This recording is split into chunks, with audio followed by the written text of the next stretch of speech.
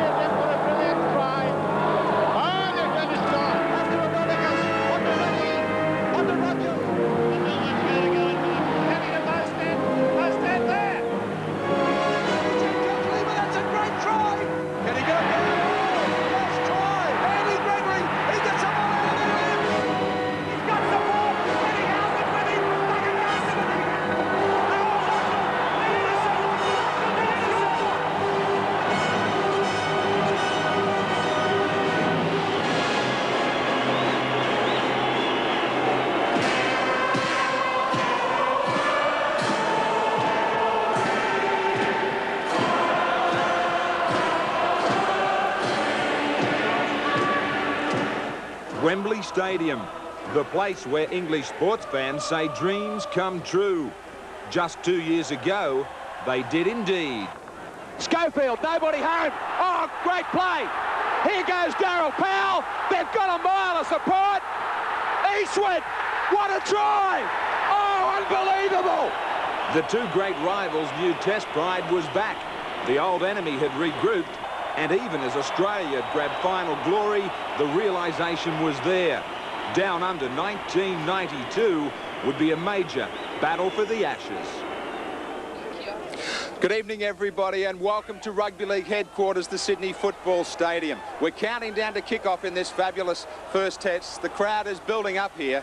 It's going to be a marvellous occasion, and wherever you're watching, sit back and relax. This is going to be a great series. Perfect conditions here tonight at the Sydney Football Stadium as we set ourselves with a sellout crowd due for the kick-off, and this is going to be the 106th classic clash between the two great arch rivals, Australia and Great Britain. A man who has been involved in 11 of those out of a marvellous 33 test career is the former captain of Australia, Wally Lewis, and it's great, Wally, to have you aboard in the 17. Thanks, Graham, and hello to everybody at home who I'm sure are looking forward to this historic clash just as much as we are here at the Sydney Football Stadium. We look back to 1990, I just wonder just who is 2 years wiser after the Kangaroo Tour. Well, I'm certain that Malcolm Riley, as Great Britain coach, will have been working overtime for those past 2 years, remembering just what it felt like to win after that first test and remembering just how sad it felt to eventually lose the series to the Kangaroos after looking so good early. Yeah, I also wonder about it as we think about how good they're going to play the Great Britain side. The bookmakers have Australia installed 3-1 on and to win it by a dozen points. I can't agree with that. Well, it's nice to have your own bookmakers installing you as favourites, but 3-1 on in a test match against a team that is full of such English champions as they are tonight, I think they're crazy odds. And plenty of people here at the football stadium tonight believe that the Great Britain team can win. It's just a matter of how they apply themselves tonight. Their defensive capabilities are going to be put to the test. That's going to tell whether they win or lose this match. Well, there's some anxious moments down in the dressing rooms leading up to this test match. The Australian side, of course, have seen some changes in recent years. These are tough times just before the kick-off. Yes, they certainly are. The guys, of course, just going through the pre-match routine of getting their ankles strapped, getting the rub-downs to warm up their muscles, that type of thing. But as the guys lie on the bench there, the nerves, the thing that go through the mind, they're the most worrying times, of course, in both sides of the aisle. The Great Britain team, of course, they'll feel a little bit more sheltered than the Australians.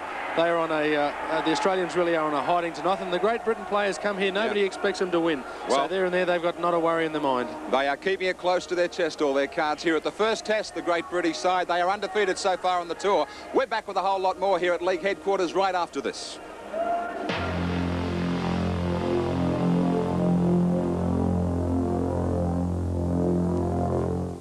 Stadium tonight as we set ourselves for the first test in this Battle of the Ashes between Australia and Great Britain. Well, did I talk about a battle? The war paint is on, and everybody is setting themselves for a great start to this series. Well, Pat Welsh joins us from Queensland as far as our 7th team is concerned for this great series ahead. And Pat, the question again arises out of this touring Great Britain team. Are they foxing us once more? Graham, I don't think they have been. I think there's been genuine injuries, and that's why Malcolm really named a squad of 19 initially. They really wanted to give their captain, Ellery Hanley, who hasn't played for 7 weeks, right up until the last minute to prove his fitness. By midday yesterday, they realised that was a forlorn hope, so Ellery Hanley is to miss this test. Hallis also missed through injury, but of course the Australians have also had their dramas with Dale Shearer pulling out, and it has been a week of dramas. So let's have a look at how the two teams line up for tonight. The fullbacks are two of league's glamour players. For Australia, the flashy Andrew Ettinghausen. Great Britain will use Graham Stedman, who in 1988 became the costliest player in the game. On the wings, Australia boasts strength and speed. Rod Wishart and Michael Hancock. The Brits have the man who made his test debut at 18, Paul Newlove, and the world's most exciting flanker, Martin Chariots of Fire. The Canberra combination form Australia's awesome centre pairing, the skipper Mal Meninga and his heir apparent, Laurie Daly. While Great Britain have Daryl Powell, who's making his 2nd tour down under, and the young giant Paul Lachlan. At 5/8, Peter Jackson gets his chance for the Aussies after Dale Shearer's withdrawal forced a backline reshuffle, while Great Britain's captain, Gary Schofield, is one of the most skillful players in the game. The clash of the halves will be a highlight, the elusive Alan Langer versus the cunning of Andy Gregory. Australia has a giant forward pack. Bradley Clyde is acknowledged as the world's best. Phil Clark must fill Ellery Hanley's giant shoes. In the second row, again, it's size against mobility. Paul Sirenen and Australia's man of the series from the 1990 Ashes tour, Bob Lindner, confronting the talents of Dennis Betts and the power of Andy Platt. The front row blends youth and experience. The Aussie debutant is Paul Harrigan, who packs alongside Glenn Lazarus, while British veteran Lee Crooks has forced his way into the team alongside Kelvin Skerritt. And the hookers are both superb ball players. Canberra's Steve Walters against Wigan's Martin Dermott. The reserves bench is chock full of class. Australia's backs are Brad Fittler and Kevin Walters. Great Britain will have Joe Lydon and Sean Edwards, while the reserves forwards for Australia are Brad Mackay and David Gillespie. For the Brits, Ian Lucas and Michael Jackson. And the two coaches are legends of the game. Australia's mentor is Bob Fulton. Great Britain has Malcolm Reilly. Two great lineups there. Michael O'Connor is joining us sideline. I don't know whether you'd like to be out in the middle tonight. They're big forward packs, aren't they? Oh, they certainly are, Paddy. There's no doubt about that. But this atmosphere is just tremendous. I played on this ground the last time in 1988 that we played the Great Britain side. There were only 15,000 people that day. There's going to be it's a sellout tonight, and I mean the atmosphere is there. It's going to be a great competition. And a lot of English supporters here too, so they won't feel forgotten. No, that's right. And let's have a look at the two sides. The English side, they've got 10 Wiganers in the side, and I mean, they're going to be very hard to beat. The back line looks good, and any side with Martin Afire on the end of a back line looks good, particularly as he's marking a guy who's got a suspect hamstring in Rod Wishart. I think they look particularly dangerous, the Great Britain side. All right, well, we saw them against Canberra where they played some good attacking stuff and then some great defensive work against Illawarra, so they seem to have the lot. They do. Look, Malcolm really has been planning this occasion for 2 years. Don't be fooled into thinking that this has just happened over the last couple of weeks on tour. He's got his best side in, apart from Ellery Hanley and probably Sean Edwards tonight. They are really going to give Australia a shake, I believe. All right, Michael, enjoy it down here, close to the action. It's going to be great stuff, Graham. Back to you, and I know the Great Britain side are looking forward to a big one. Pat, everybody's looking forward ahead to this great first test match. In fact, we're looking forward to the arrival of the two teams. Right after the break, we're down to action.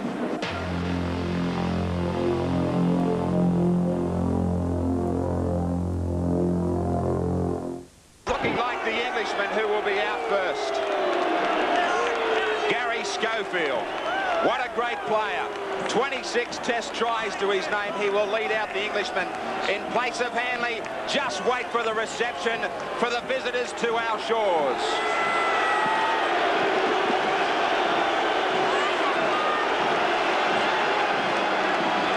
They're confident of springing the big upset. The British flag is also confidently strung high. Schofield, the captain, making his 4th tour in a Great Britain Lions squad. Mal Meninga, what a moment for him. 13 times he's led his country down the tunnel.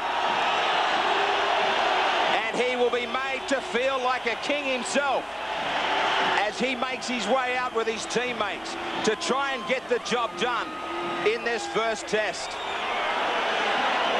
Jackson keen to get on with it as they get held up in the tunnel.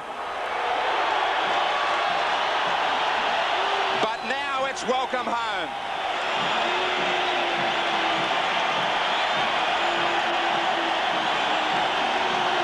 This is a giant Australian side.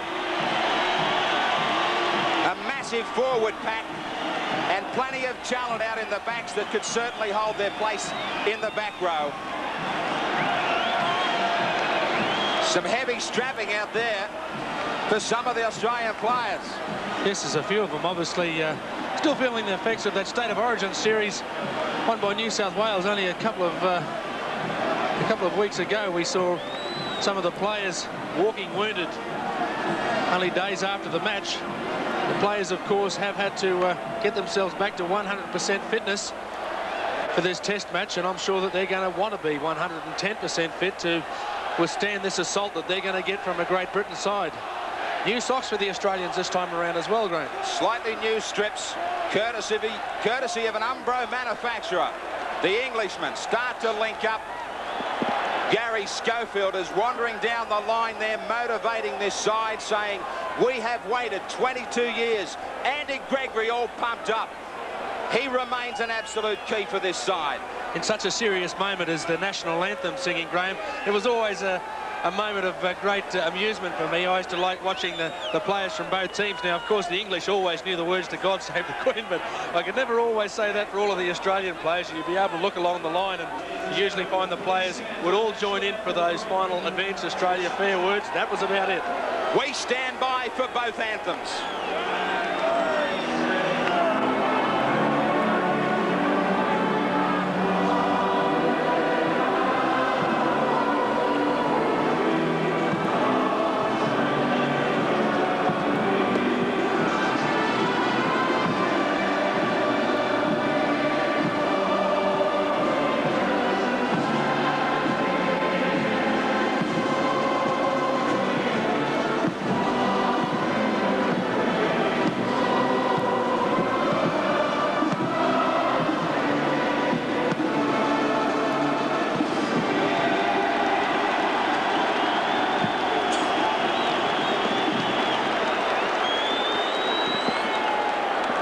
Patriotism over the years has grown here at the stadium to the point where the crowd in Australia have also started to join in for Advance Australia Fair.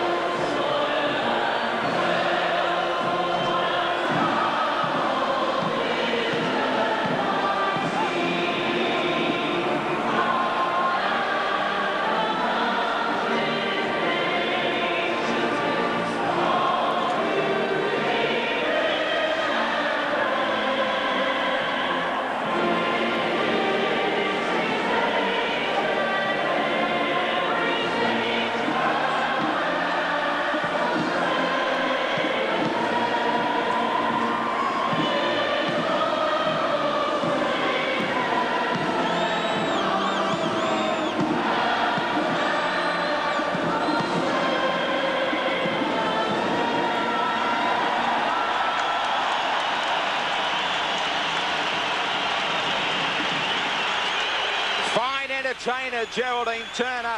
Now we're down to the greatest entertainers in the world of rugby league, Great Britain and Australia. The world champs in green and gold. Fireworks high above. On a cool night in Sydney, it might be cool, but the stadium is dripping with atmosphere. Great moments here before the kick-off. The traditional rivals. Mother country. And Australia, the referee in charge, is to be neutral. From New Zealand, he's been involved in 4 tests, Mr. Dennis Hale. All 4 of those tests in Papua New Guinea. He has been involved with Australia and Great Britain, but obviously has never refereed Australia-Great Britain match. So far and away, this is the biggest match that Dennis Hale has refereed to date in his career. To me, that's also very important, Wally, as everybody is getting hyped up here, that I think with some of these neutral referees, especially on Kangaroo Tours, it hasn't quite worked. No, there's been quite a number of complaints on the tour about referees favouring one particular country. I suppose the English will have their fair share of complaints whilst they're playing out here. I know that while we were playing over there, we were very unhappy with some of the refereeing decisions we got, but, well, they are a neutral refereeing standard now, so we've just got to put up with it. Hopefully it won't come down to who made the wrong decisions as a referee. It'll come down to who were the better team on the night. Everybody's on the prowl here. They can't keep still. The nerves have got both combatants. Nice and cool and collected, though. Martin afire. Graham, after just returning from the sideline, I can tell you that Great Britain will run towards the scoreboard end here, and they will have the advantage of a slight breeze in the first half. It's certainly not noticeable in most parts of the stadium, but down at ground level there is a pretty good breeze behind them. The referee just waiting for some of the bands still to clear the stadium. We will be underway in but a few seconds. For 2 years now, Great Britain have been waiting for this opportunity. The opportunity to prove their mettle. This time it is on Australian soil. They did it 22 years ago. Australia kick off in the defence of the Ashes. The ball comes back. Betts to bring it away just 11 metres out from his own line. Through the forwards. Skerritt trying to get out near the 22. Still they can't make the 22. Andy Platt, the workhorse, getting it back. Now they get out of the danger zone, but just. An Australian player down as Crooks picks up an easy 8 and 9 metres. Last tackle. The pressure on the kicker. Stedman gets it nice and clear. Good kick. Lazarus is the man who is now back to his feet. Eddinghausen taken by Martin afire. Lazarus struggles back into position. Wishart wrapped up very smartly. Dennis Betts down low around the ankles. Steve Walters looks for big Bobby Ledner. He was named player of the Kangaroo Tour of 1990. He picks up where he left off. Great charge from Ledner. Now Harrigan, his first touch in Test football was a good one. Walters looks for a kicker. Jackson tries to wake the kick, but he sends it straight down the throat of Stedman. He is wrapped around by plenty of defence. Daly makes the kill. Phil Clark, he is stepping into some mighty big boots in the shape of Ellery Hanleys. Coming off the wing is Newlove, taken low. Great Britain looking sharp as they move it around to get away again from the 22. Wide they go to Gregory, to Schofield. Plenty of ball movement. Martin afire. Langer's there. He beats him. Eddinghausen. No, yes. Oh, what a start. Martin afire thought he had the try. That was magic. It certainly was. Very smart movement with the football. Alan Langer being stood up, those legs just a little bit too long for Althea, but Andrew Eddinghausen, one of the fastest players in Australian Rugby League, needed every inch of his speed to get across to Hanley. How fast is this man? The penalty goes to Australia, a little flare-up. Dennis Hale will wear none of it, and Australia get the penalty. See if we can pick it up on the replay. Great Britain offside in the scrum, no doubt about it.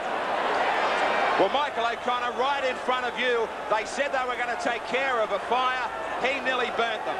They've certainly shown their hand early, Graham. They look very dangerous out wide.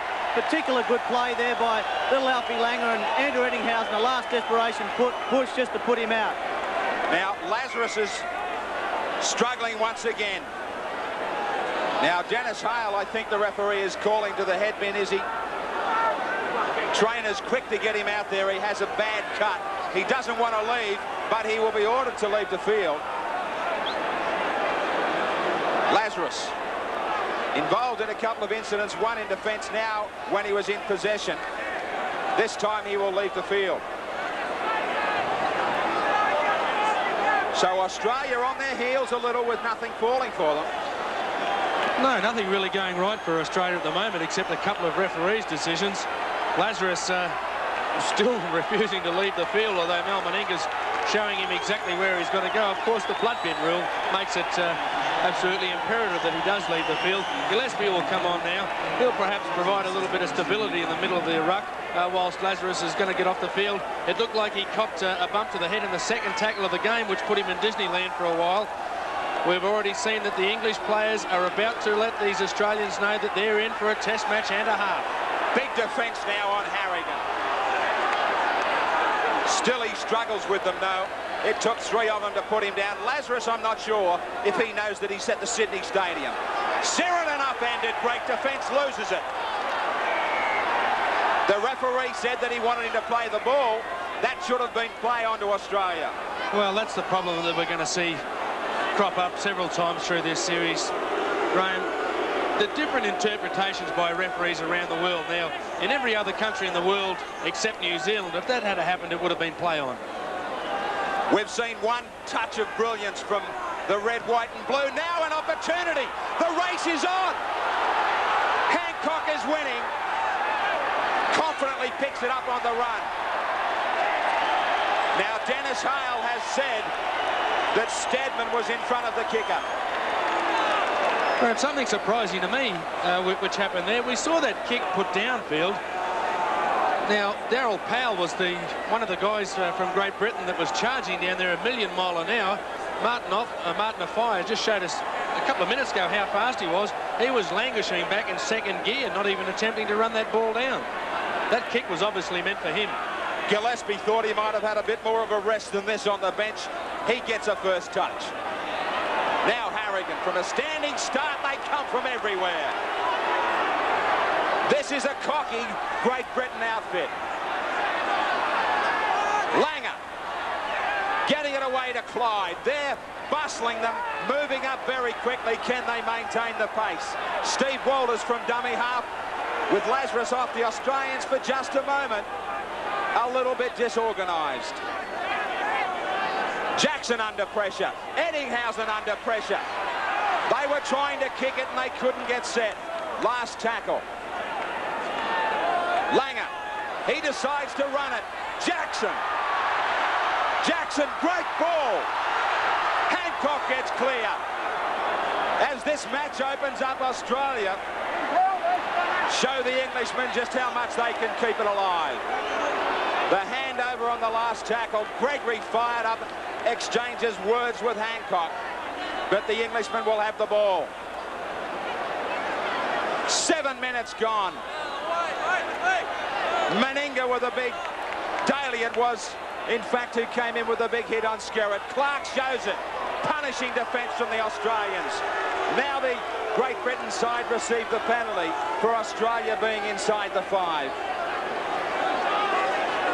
An absorbing tussle in this opening passage so far now as the Englishmen settle.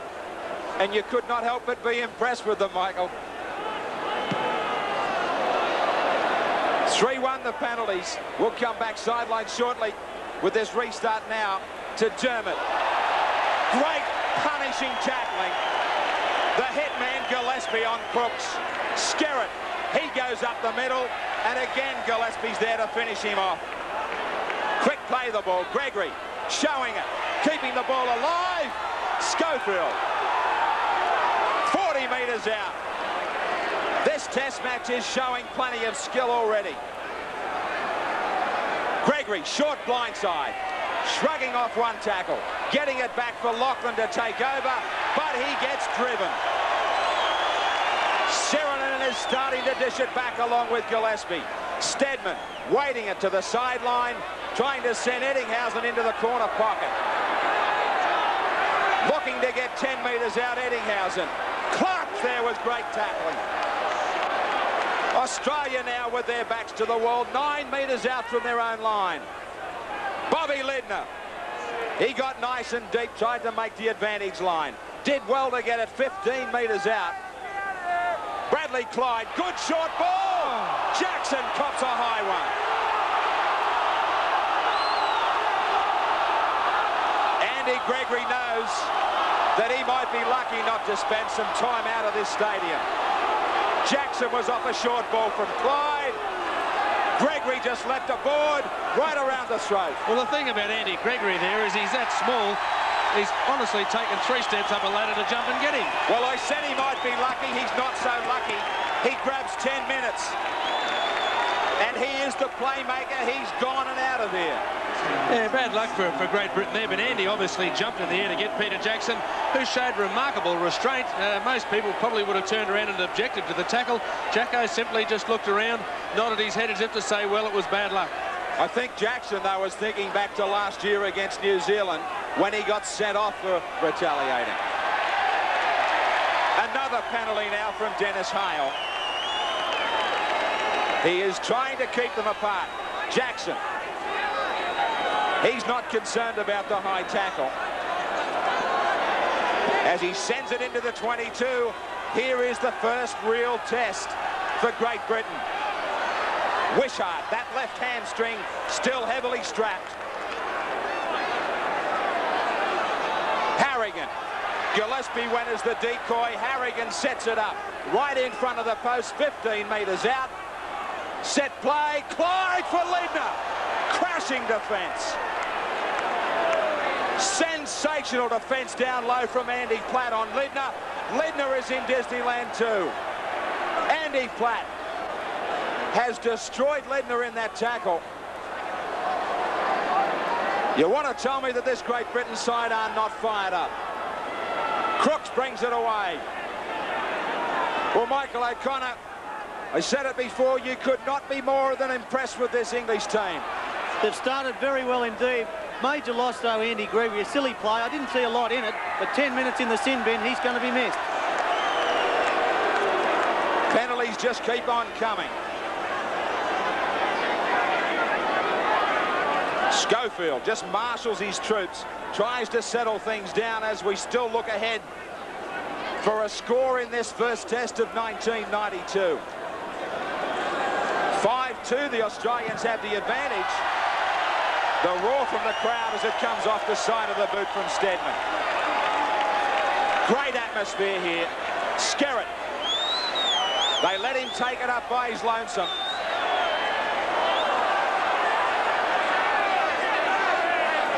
Now they take over on the fringe. Crooks. Both sets of forwards trying to make their mark on each other. Dennis Betts. He is the man that will be looking to control it on the fringe. The great ball runner who played so well back in 1990. Powell goes infield looking for an early touch for him. The backs have not seen too much. Schofield! Nobody home, he gets put down. Dennis Hale, the referee, said he had a clear view. Harrigan was the man who turned his back.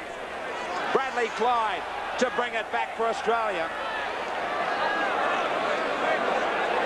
Steve Walters looking for some runners. Langer is there. Harrigan puts it down. The ball was absolutely drilled at him. I think we'll see a message go out from the Australian sideline pretty soon, Graham.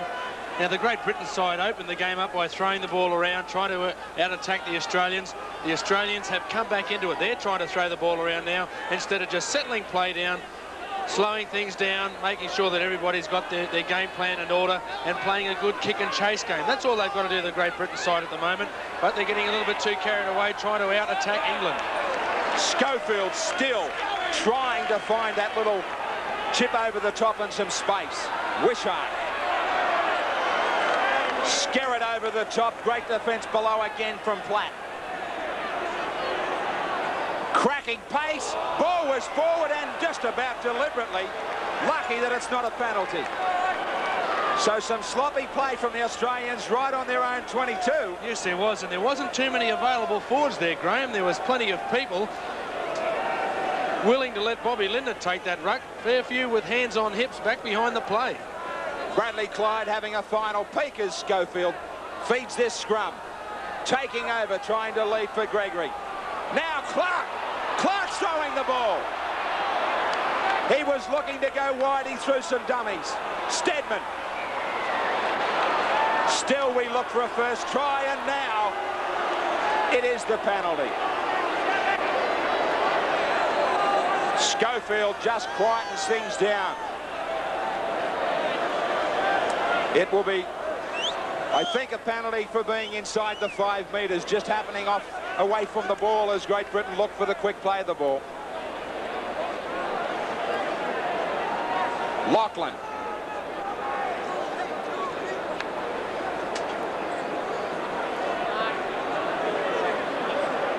Steadman was up in the line involved in that incident. But it is Lachlan. From St Helens in the north of England, 25 years of age, Lachlan.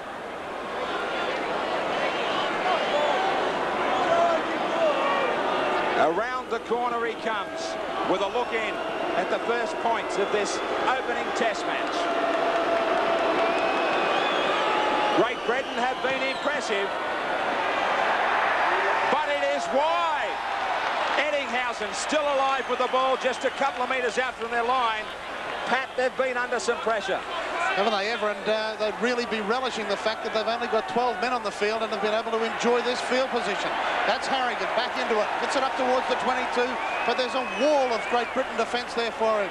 The 2 second rowers in Platt and Betts have been enormous tonight in defence. They've put some huge hits on the Aussies. Meninga throws it wide. Again, the Australians looking to run it. Langer finds space, and he's got support. Where are they? He's looking on the inside. He's got Gillespie on the inside.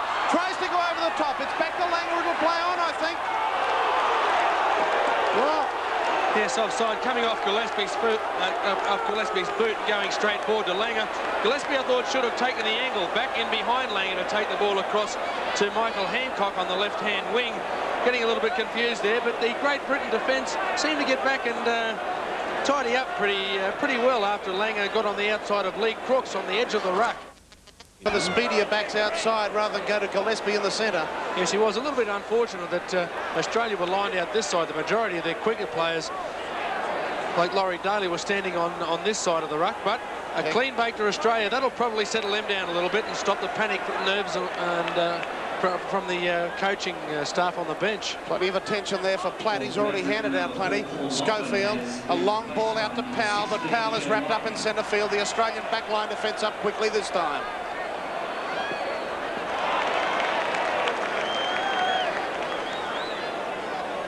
They swing it on a wide blind. This is Dennis Betts. Works on the fringe of the ruck superbly, this man. Now back to Steadman. Plenty of time to get his kick away. All the Great Britain backs are offside. Steadman brings it up, and it's been a knock-on by Eddinghausen. So again, Great Britain can go on the attack on the Australian 22.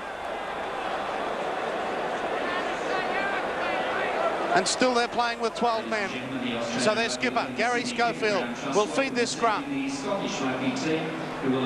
Steadman standing up in the line. He has Clark outside him. Good tackle from Jackson to bring him down, and Eddinghausen finishes it off. They work the blind side. That pass looks suspect. Crooks inside the Australian quarter now.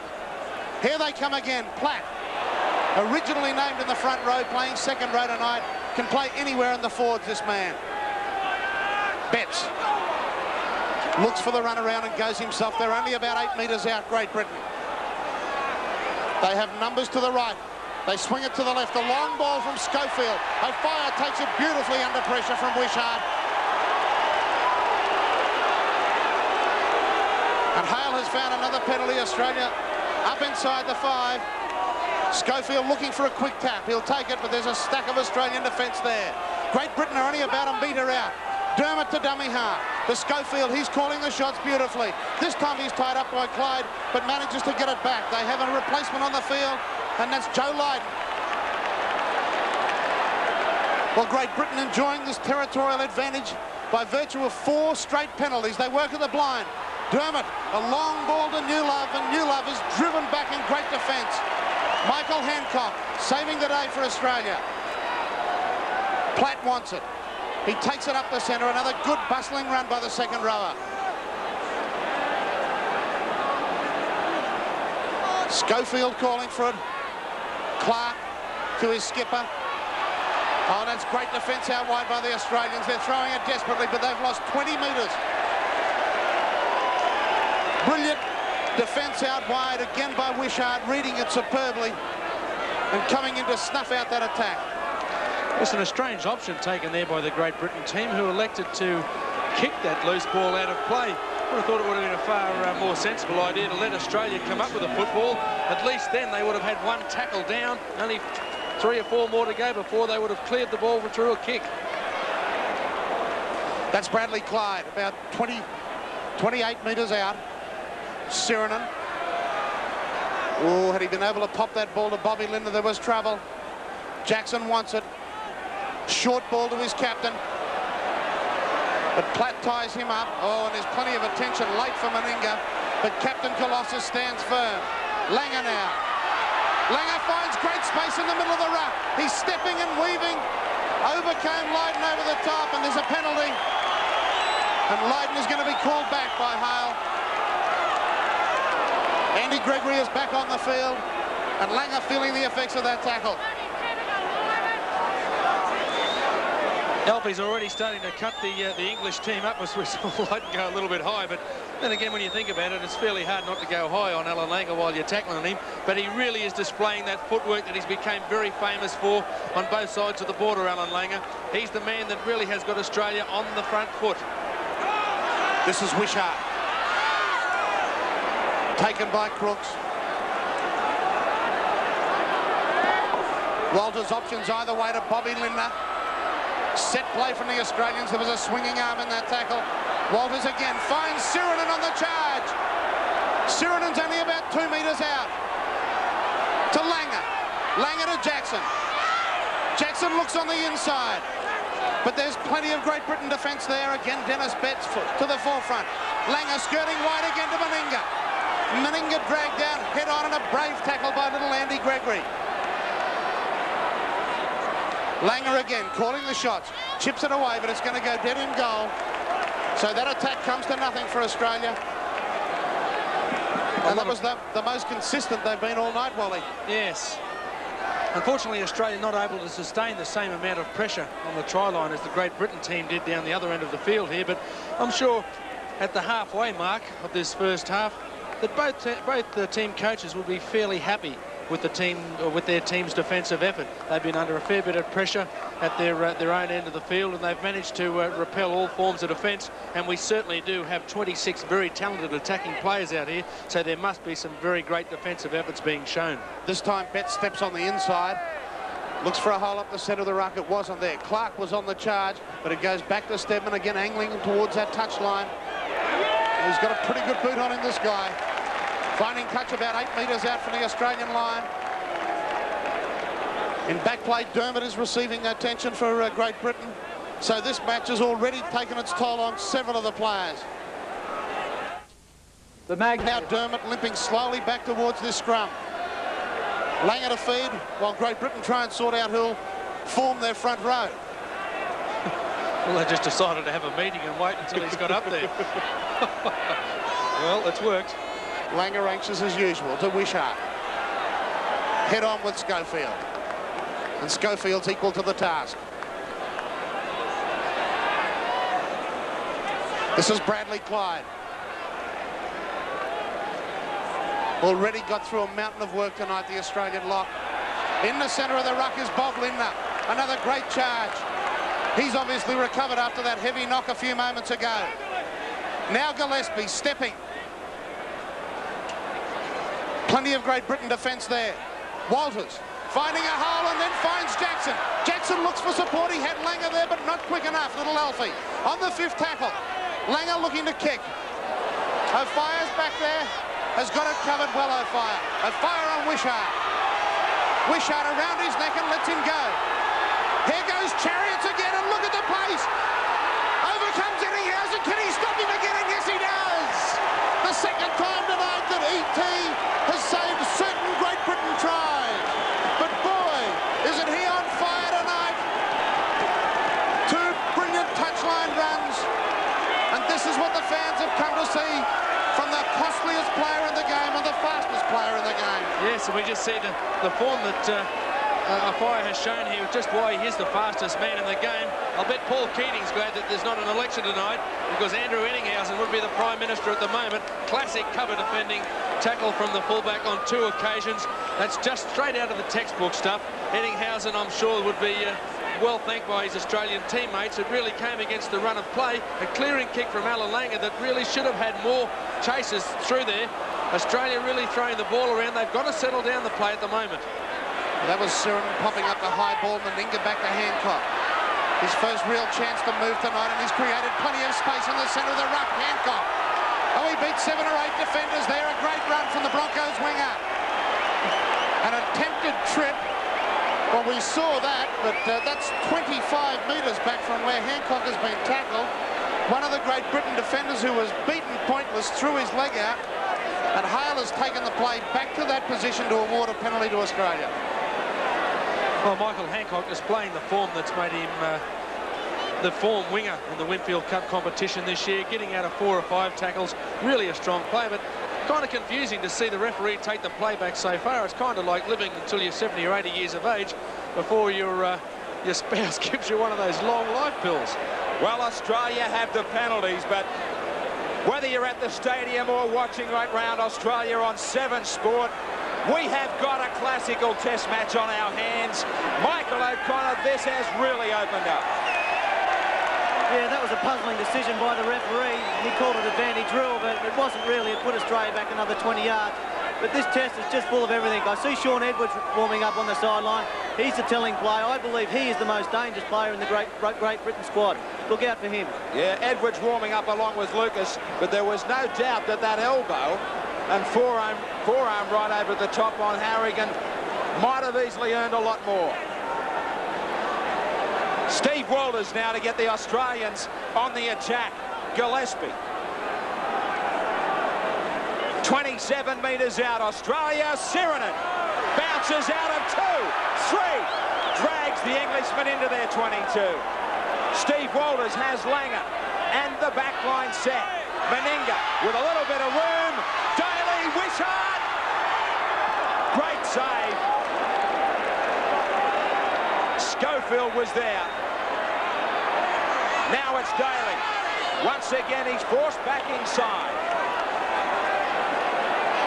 He loses it in the tackle, but Australia get the penalty. They continue with the advantage here in that fashion. Yeah, well, Laurie Daly's milked a penalty there. He probably was forced down a little bit by Dennis Betts there, but he's got the end result that Australia were looking for, the opportunity to post 2 points. But we really are seeing this match swing from one end of the field to the other, and the way these back lines are throwing the football about, they're certainly giving the touch judges more work than they've probably had for the last 8 or 10 weeks. Rod Wishart, 4 tests he's played. He's been under pressure during the week with that hamstring. Now he has the goal-kicking duties. Well, Mick, I just wonder if Great Britain can get away with the intensity of the game if they keep on giving up the penalties. Yeah, that's true, Graham, but they really do look dangerous out wide. That Martin Afire, you can say what you like about him, but he has just got electrifying pace. He'll take on anybody in the game, and it's only been 2 great pieces of play by Andrew Ettinghausen that's kept the scoreline to what it is at the moment. Now it's Australia with a look in. We're still waiting for points. 20 metres out. Getting adjacent to the posts. This is valuable. It is absolutely valuable. Grabs the goal. Australia 2, Great Britain 0.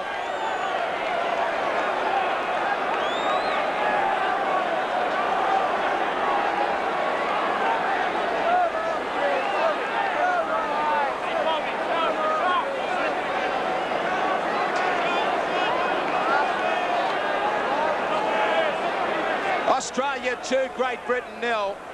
Underway again. Langer sends it across to Eddinghausen and Sirinen. Clark is down below.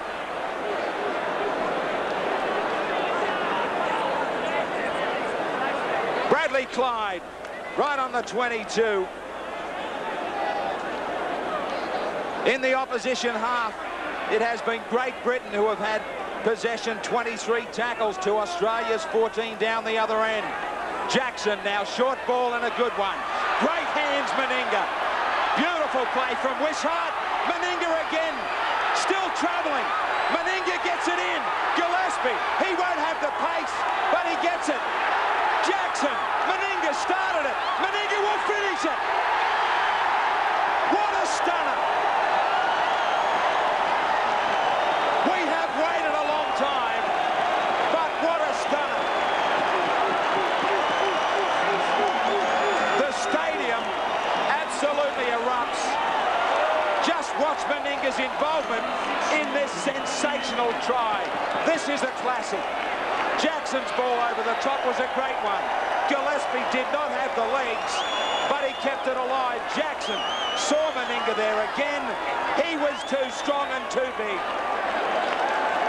Yes, and the big fella handled 3 times in this try. It looked like the movement might break down with Gillespie, but pretty common sense work from Andrew Eddinghausen. Again, made sure the ball got split wide. Meninga's strength again being displayed to post his 7th try against Great Britain in Test football. The stadium more than happy with the Australian captain. You said Eddinghausen might be Prime Minister. I think we found another one. Well, the big fella's been struggling for form all year long, Graham. I don't think that's been too harsh on the big bloke. He really had a difficult time during the Interstate Series. Playing at Lang Park, found the form again. A lot of people said in the 3rd game, the deciding Origin match, Meninga struggled again and may have been even lucky to make the Australian side for this match, but he certainly found that form again. Wherever he hit it, it wasn't hard to find. Great Britain have missed 13 tackles. Australia have missed 4.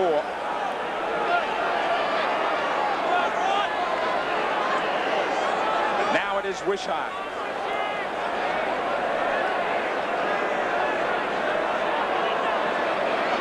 Wishart looking to add 2 more. He sends it down the middle.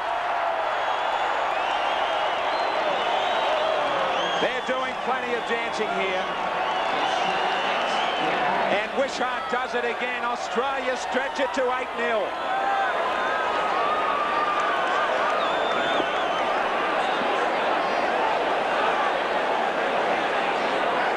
While the Englishmen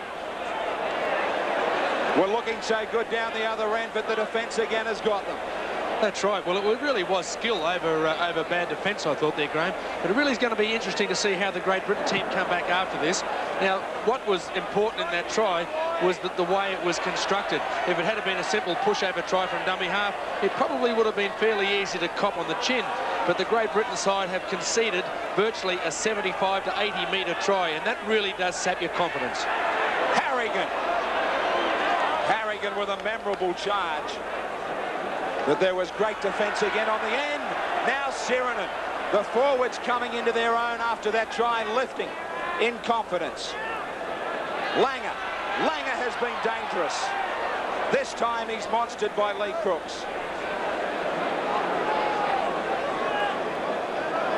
The Englishman making the most tackles.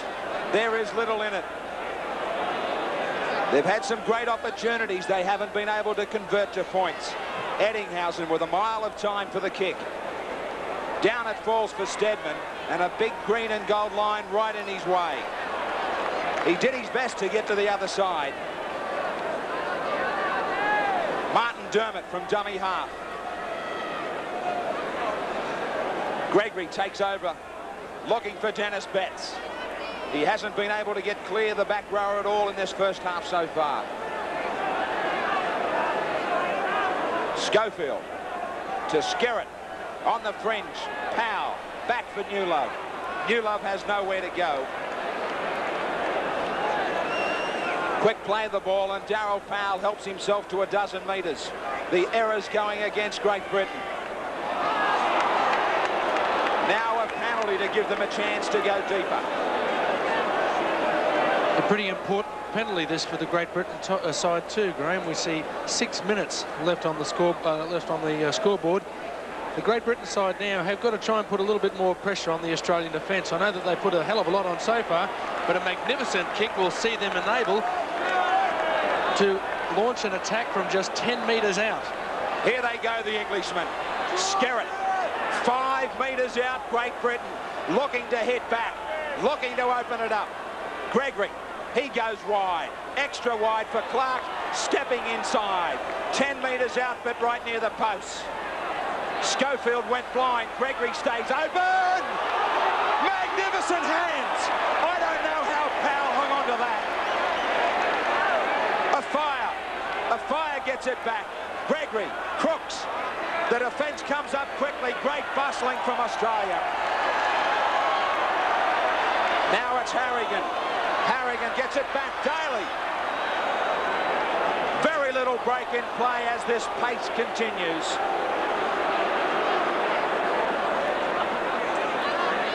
Hancock. He took a strong hit, but he kept on going. Gillespie. Gillespie stepped around Gregory. Here comes the Australians. Steve Walters. Quickly from dummy half, they were all offside.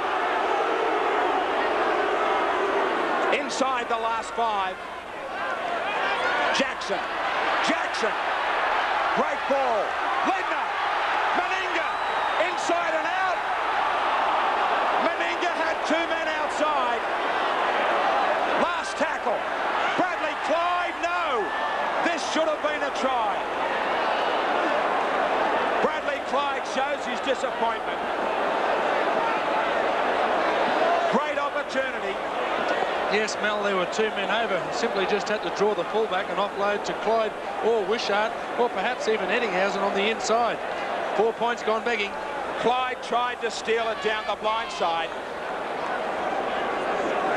Well, it's been a question asked for a lot of years, Michael O'Connor, especially since their last win in 1970. Can they continue to match the intensity because the Australians keep hitting back? I think they can, Graham, but they're starting to show signs of wear now. This is a critical period, this next 5 minutes. I think they can regather at half-time and come back. But certainly Peter Jackson and Alfie Lang are really igniting the Australian backline. Great Britain. You are so right now as Great Britain go back on the last to try and get away from this danger zone.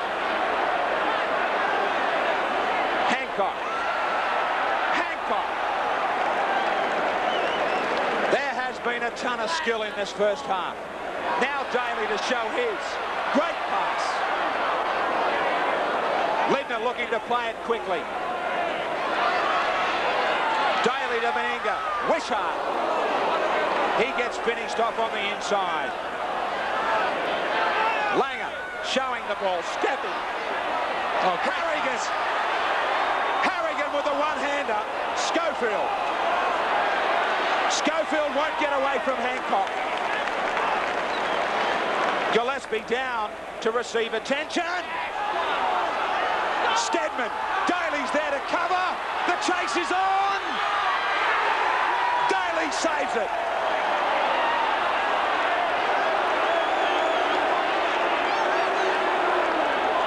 Magnificent chip ahead.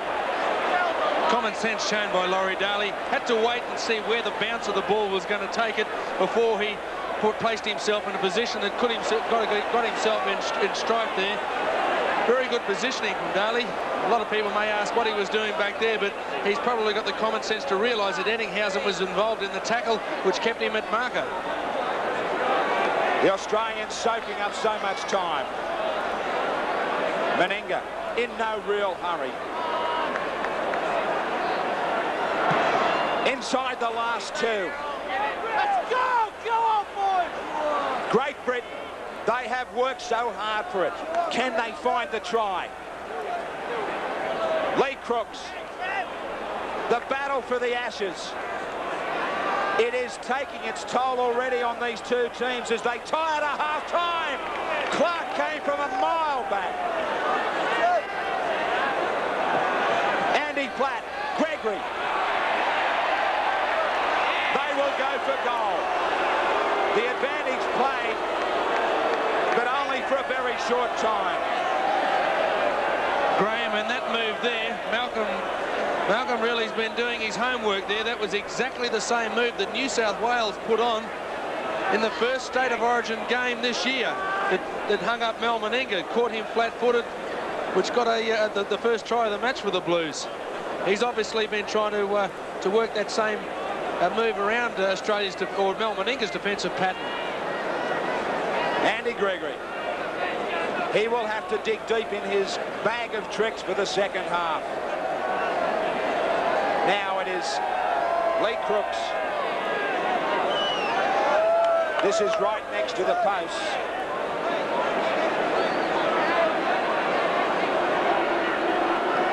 Lee Crooks to take over from Lachlan. Right next to the post.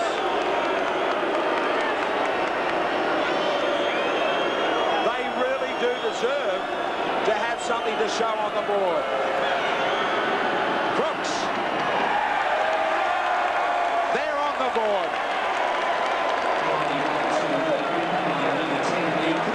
Great Britain made their mark in this Test series of 1992. What a great first half. A tremendous Test match on our hands here at the stadium. It is Australia who have the advantage, but there is little in it.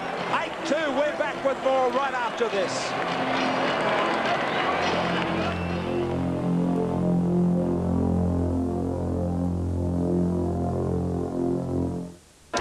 Welcome back to the stadium. A sellout crowd here in Sydney has witnessed a marvellous first 40 minutes, as you all have at home exclusively on 7 Sport. 8-2.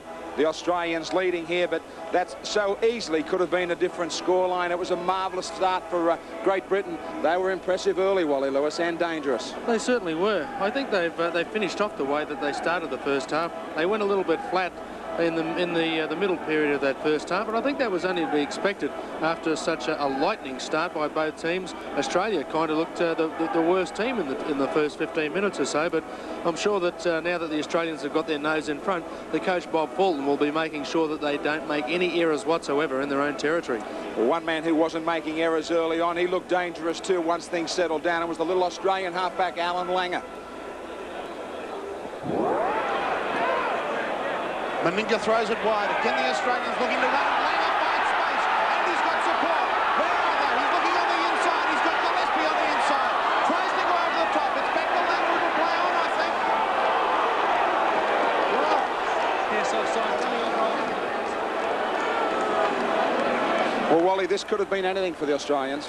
Yeah, it could have been. Had the pass got over the top, it was probably a certain 4 points for Australia. But Langer picks his mark very well, doesn't he? He makes sure that when he runs at the right people, runs on the edge of the ruck, and this time around he picked out Lee Crooks. Of course, Lee not the fastest man in town, weighing in around about 17.5, 18 stone in the old terms, and when you're weighing up the two characters, it's not very hard to find out who's going to be the quicker on their feet. Well, it is easy to work out just who is the fastest man between both these teams. We've seen some great breaks made by the man they call the Black Flash, Martin Offiah.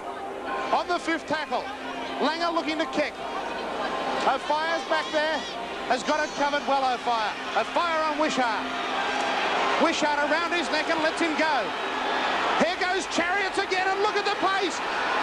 Overcomes Ettinghausen. Can he stop him again? And yes, he does. The second time tonight that ET has saved certain Great Britain tries. Yes, well, equal to the task, this was just a great save as well. It certainly was terrific from Ettinghausen, but as we saw as Offiah hit the deck over the sideline in Ettinghausen's tackle, I think he realised he took the wrong option. Maybe he should have headed infield and tried to round him off on the outside, or perhaps even grab a kick to head, because, you know, when the two blokes are matched up speed pound for pound, when they're both got the football without the football in their hands, I'm sure that Offiah would get there 6 months before anybody else on that football field. That was so close for Great Britain. As far as tries were concerned, we had to wait to the 30-minute mark. But I can tell you, it was worth the wait. Laid on and finished by captain courageous Mal Meninga. Great hands, Meninga. Beautiful play from Wishart. Meninga again, still travelling. Meninga gets it in. Gillespie, he won't have the pace, but he gets it. Jackson. Meninga started it. Meninga will finish it. What a stunner. Well, there was criticism during the season so far, Wally, about the lack of skill shown in the State of Origin. And as far as the State of Origin match is concerned, it's been made up for in this first 40 of the test. Oh, it certainly has been. We've seen bright, open, attacking play that really has had the fans on the edge of their seat all the way through. We've given Meninga the raps he deserves for this try. He really did do a great job in handling 3 times during the movement. But one fellow we've probably forgotten to mention was Peter Jackson. He got the initial ball over the top after Alan Langer's service and backed up. There was a great pass from Eddinghausen, who decided just to feed the ball instead of running himself, onto Jackson, who did very well to back up, and onto Meninga. And, well, the big fella, as soon as he saw that sideline, there was no stopping him. Yeah, well, is there no stopping Australia? We've got 40 minutes left in this great first test of this 1992 battle for the Ashes. We're back with a lot more action as the crowd awaits here at half-time. Don't you go away.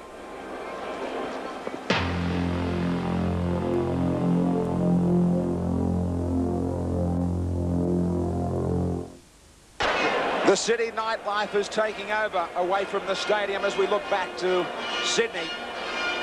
8-2 Australia over Great Britain. Marvellous first half of Test Rugby League.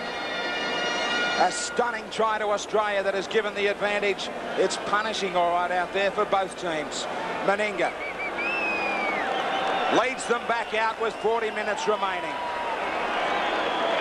The wingers Hancock and Wishart out together. Harrigan and Gillespie, all the forwards have had to work hard.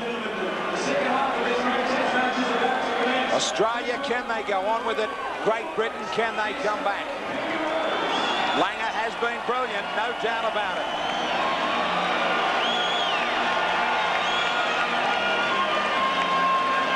There's been some great saves from both sides, some near things. Plenty of open rugby league, which is what everybody wants.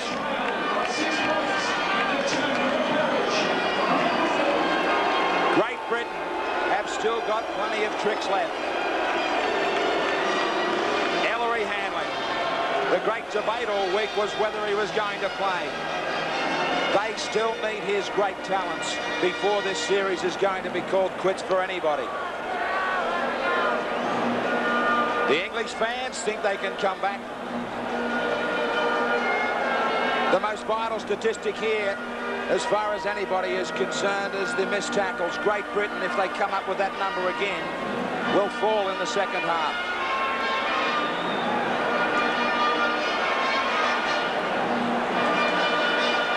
The singing is still on. But who will be singing in great voice at the end? We are about to find out.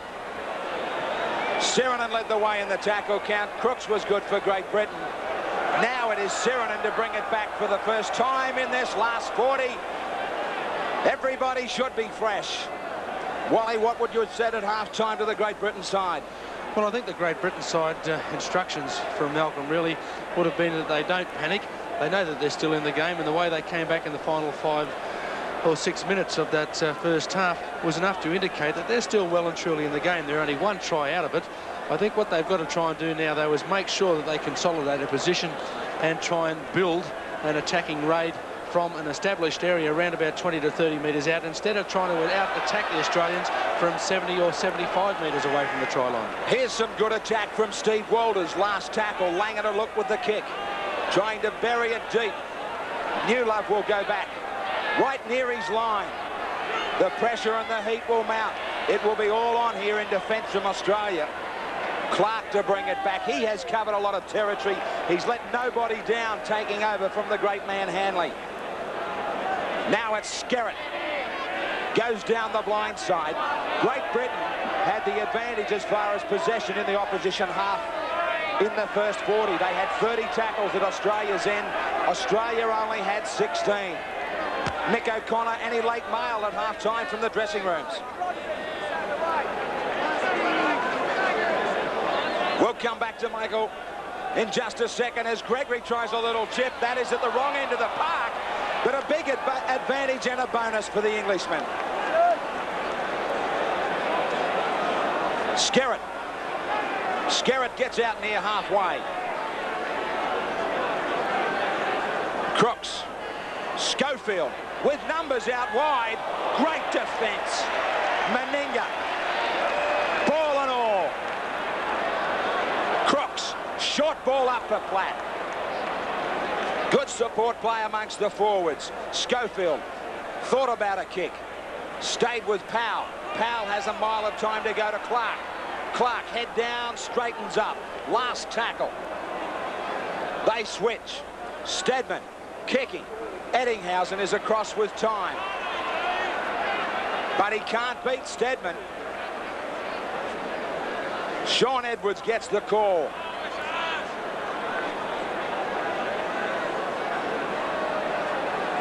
Australia bringing it away from the 22. Ledner. The defence was on him quickly. Jackson has Clyde joining in.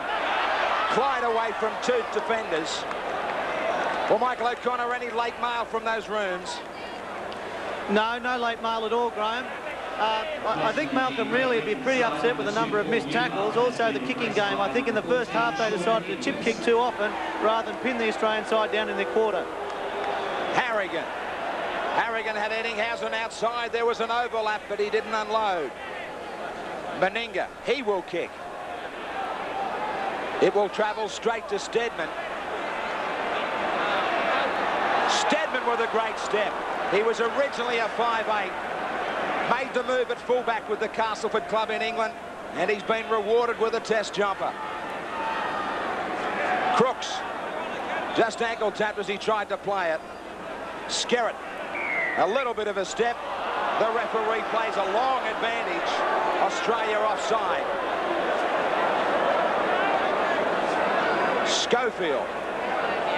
I wonder what the captain will come up with here with Edwards out there. Plenty of options now around the ruck with Gregory and Edwards.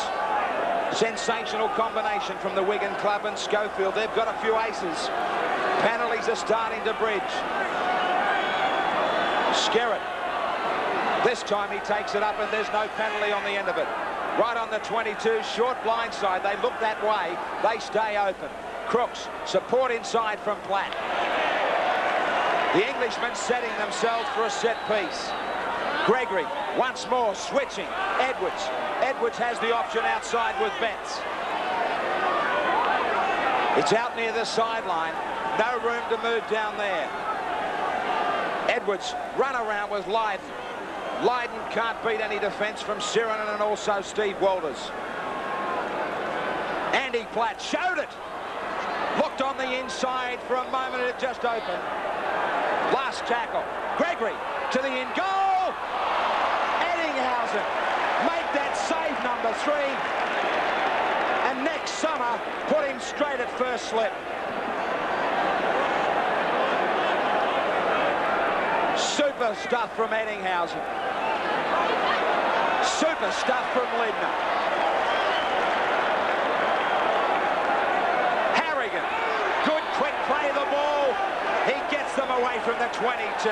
Pretty ordinary defence from the Great Britain side there, Graham. Just standing rather than moving up and putting a pressure on the Australians like they were in the first half. I'm sure that coach Malcolm Riley will be sending out instructions as soon as possible that they've got to keep the pressure on Australia near their own line. That's the only area of the field Australia have had trouble getting away from. Not exactly a good kick from Meninga. Steadman again good on his feet though. But Sirenin's there. And he monsters him. Betts. Stepping. He's 40 metres out from his own line. Skerritt.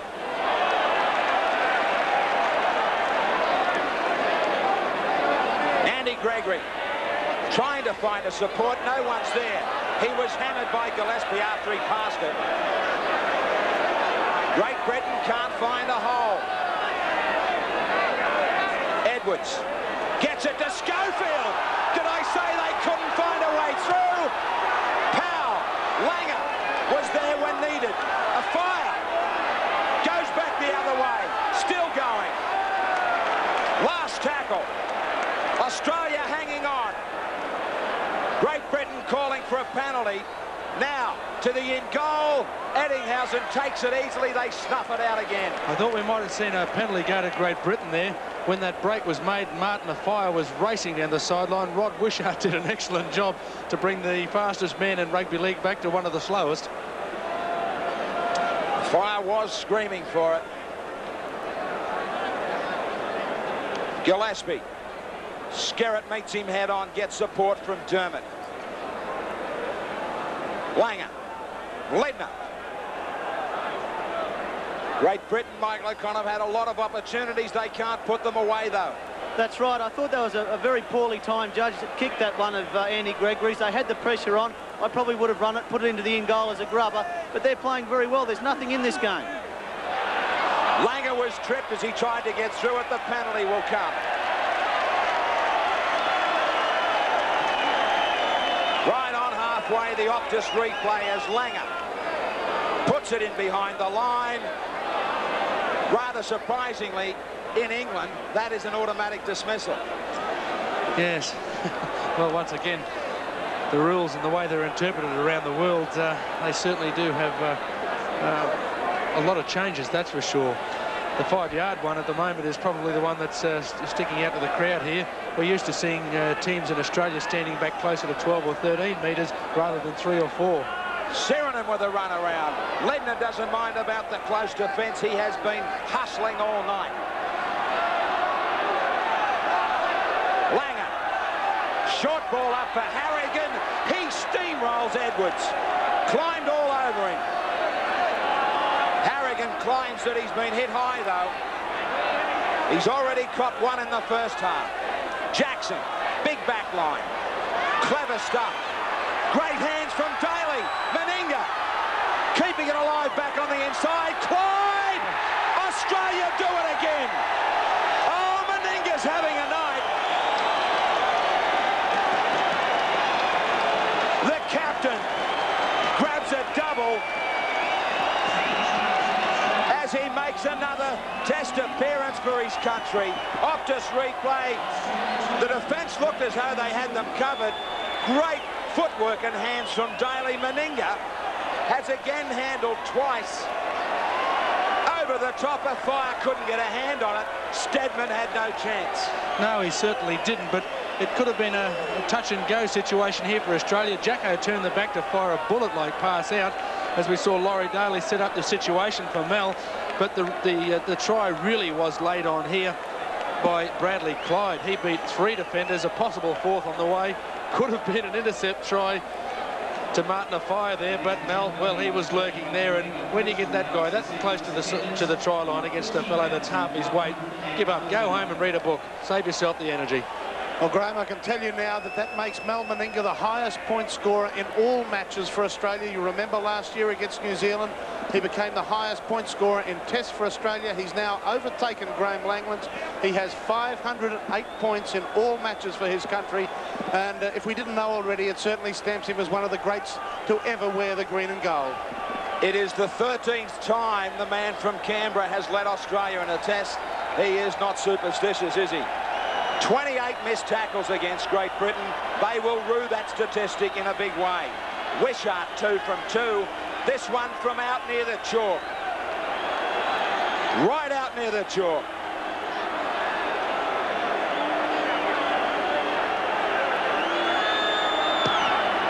Wishart just shaves. But a big scoreline for Australia. It is 12-2. On the Subaru scoreboard, 7 Sport exclusively bringing you the battle for the Ashes 1992. There is but 10 points in it. Scoreline that may or may not really reflect this match.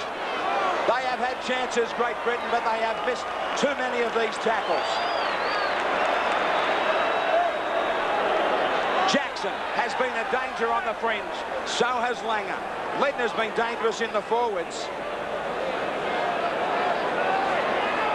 Now with the little Australian halfback again, stepping and ducking right on halfway. Lucas gets warmed up for the Englishman.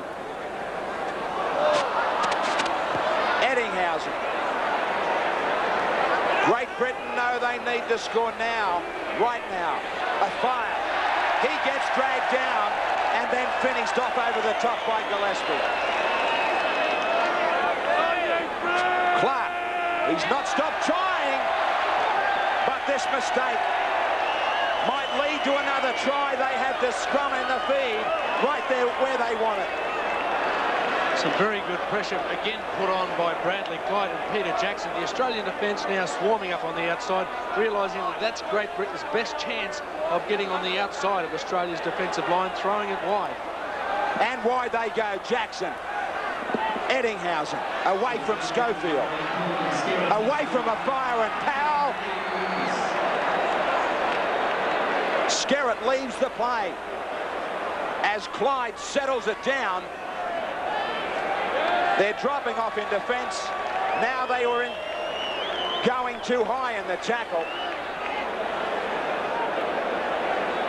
Clyde hammered high by Clark. Referee right on the spot to give Wishart one more chance.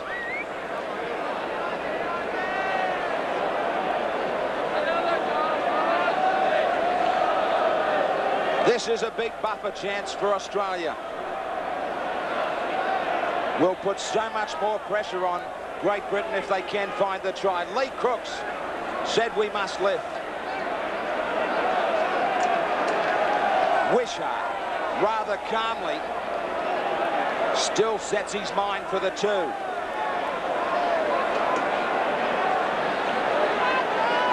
Steadman, minor injury, concerned with a knee.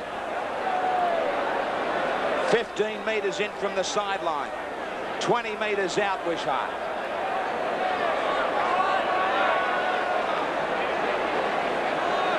His most vital attempt to give more than just cushions. Big comfort zone coming up. No! 12 points to 2 here at the Sydney Football Stadium. Clyde onto halfway and dragged down. That's the newcomer, Lucas, for Great Britain. Gillespie has been out there most of the game since Glenn Lazarus suffered that nasty head cut. Langer wide to Jackson. Cut out ball to Daly. They have space.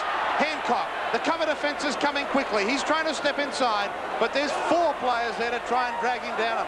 He's lost the ball, Hancock.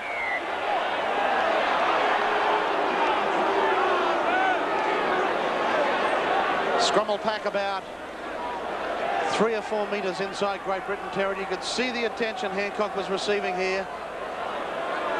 4 Great Britain players there, and eventually the ball dropped free. Edwards to Steadman coming into the line.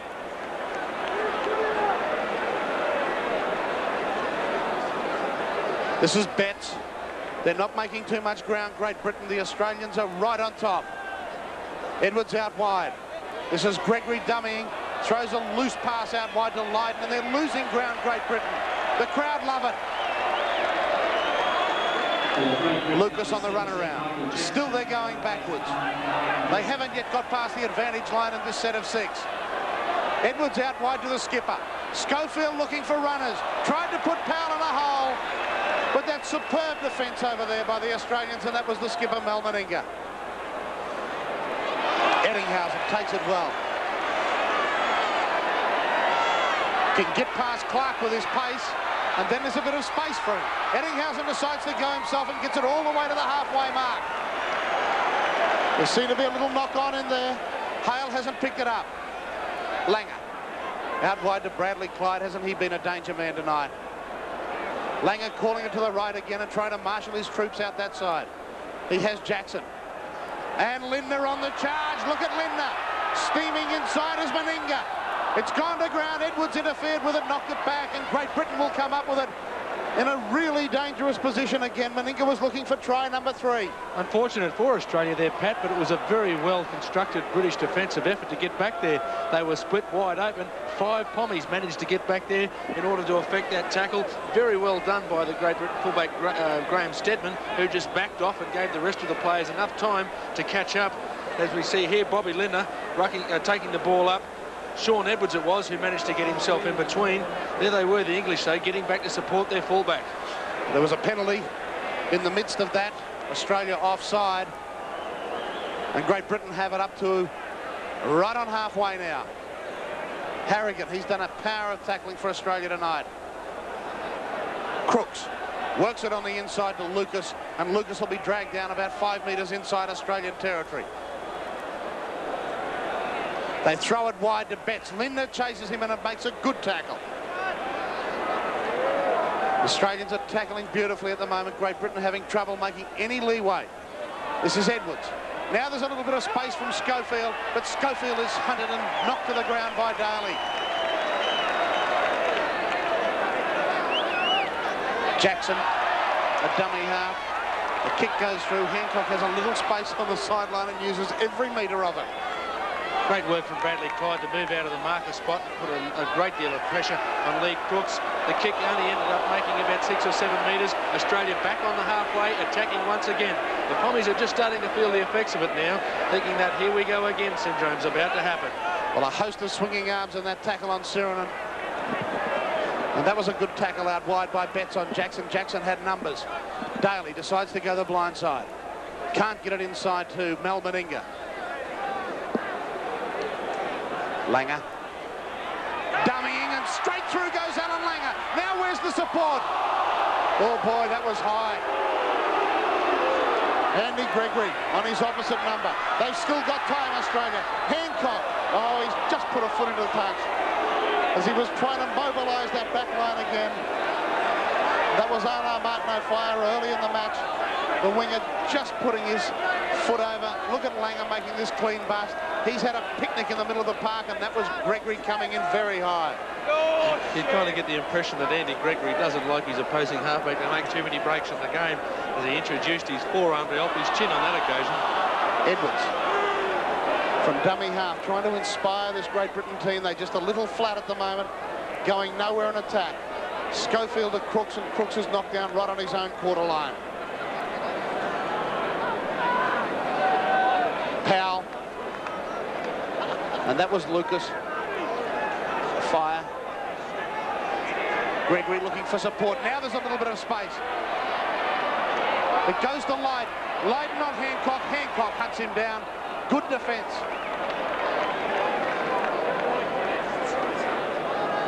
Edwards the dummy half. Back to Stedman, who puts his boot to it. It's over Eddinghausen's head and will chase down towards the Australian try line. There's only 2 or 3 Great Britain chasers. They need a spark, Great Britain, if they're going to get back into this match. It's 12 points to 2 at the Sydney Football Stadium, and we're midway through the second half. 20 minutes of football remaining. Walters looking to work the blind side, and he has an able runner in Lindner. Lindner charges it over the quarter line, and another great run. Here they come again, the Australian forwards, wave after wave. They've really created space for their backs tonight. Now Langer's calling for it. Walters goes from dummy half and makes another incisive bust. Up over halfway, 15 or 20 metres that time for Walters. The long ball to Clyde. Clyde puts the boot for it. There's only Daly chasing it through though. Stedman has plenty of time to pick it up on his own try line. Can't get past Daly. Well, Michael O'Connor, they're just a little flat at the moment, Great Britain. Come back to Michael in just a moment. It's one out stuff from Great Britain, and Schofield's trying to lead by example. Clark to dummy half.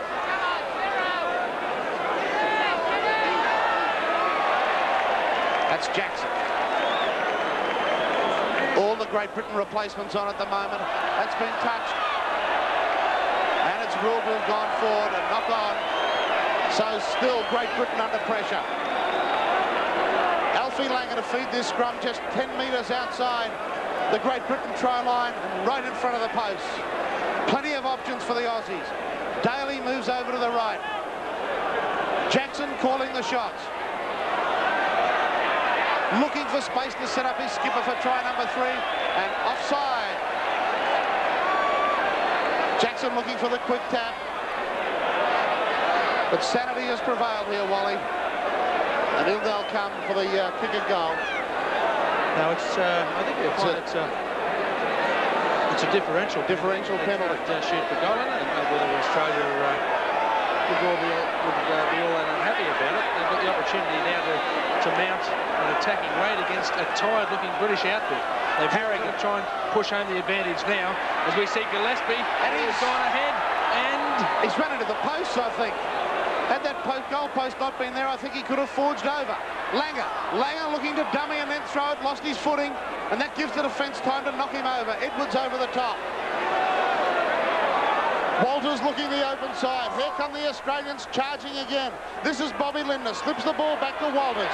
Walters to Jackson. These numbers here. Jackson gets to within 2 metres and still they can't score. How much pressure can they stand? Walters trying to dive over, but he's held up as well. They must come left. They have numbers left. Sirenen standing, going to go himself. And that is the match winner. That's the clincher here as Sirenen dives over under the post. It's 16 points to 2. And there's 16 minutes left. It had to come. Great Britain were under pressure from every angle. The outside backs are up quickly. On the Optus replay, we see Sirenen looking out wide and then diving over himself. And no one can stop the big man, all 110 kilos of him. Pat, the pressure was just continuing to build there. The English, the last 2 times they've had the football, they've managed to drop it inside 3 tackles. The pressure was just enormous. It just kept building and building, and eventually something had to give. And unfortunately for the Poms, it was right in the middle of the ruck. It's a certain 6 points to Australia that will put the game well in Australia's control. We hadn't have seen that try scored under the post there by Sirenen. Any one of 6 or 7 players could have scored out on the left-hand side here for Australia. There was that much of an overlap. The Englishmen just looked that tired they couldn't be bothered to come out this side. Who can blame them? They've been under enormous pressure over the last 10 minutes or so. Well, what a night for Big Ciro. His first test on Australian soil. He's played 12 tests, but none of them in front of his home crowd, and that is his first test try. And it's going to be worth 6 points because Wishart won't miss this one. He doesn't. At the Sydney Football Stadium, it's 18 points to 2, and Great Britain have a power of work to get back from here. There's only 15 minutes remaining in this match. Good restart. Sirenen. Subaru scoreboard, first test of 1992 in the battle for the Ashes, and it is Australia showing the way. Tremendous second half. The green and gold machine is very well oiled here at the stadium. They are well and truly rolling, Mike. Harrigan. 40 metres out. Langer. Gillespie.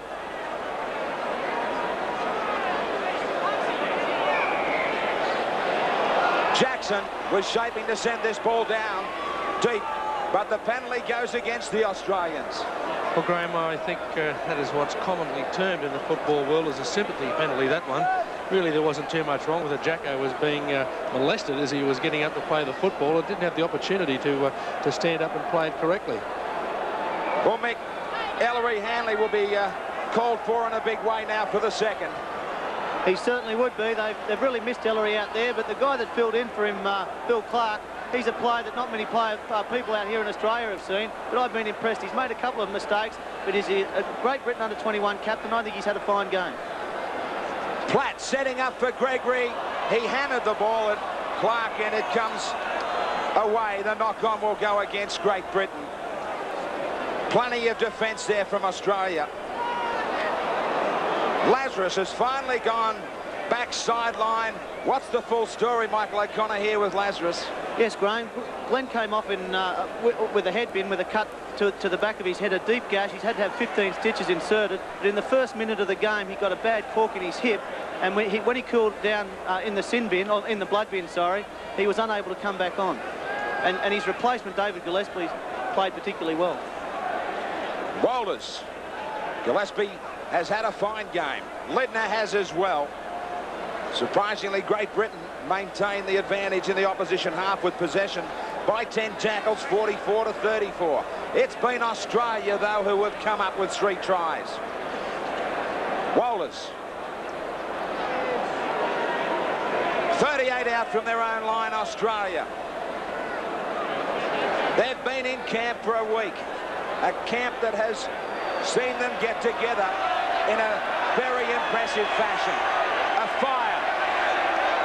A rare touch for him with the ball. The penalty goes against Australia from being inside the 10 metres, is it, from the kick?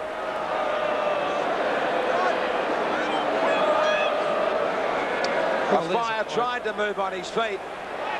He was certainly boxed in fairly well from the Australian defence, but by the amount of time that Fire took to pick the ball up, it just didn't appear as though he really wanted the football. Andy Gregory there obviously voicing his opinion about something, but he's one player that Malcolm really will be wanting to lift his game a little bit. Andy's a fellow that normally is a standout performer for the Great Britain side. He hasn't managed to stamp his authority on this match all that well. He still played quite strongly, but usually he is a player that's a standout performer that's by far the best on the field. Now Gregory is looking daggers at a man twice his size. Harrigan came in with a big charge over the top.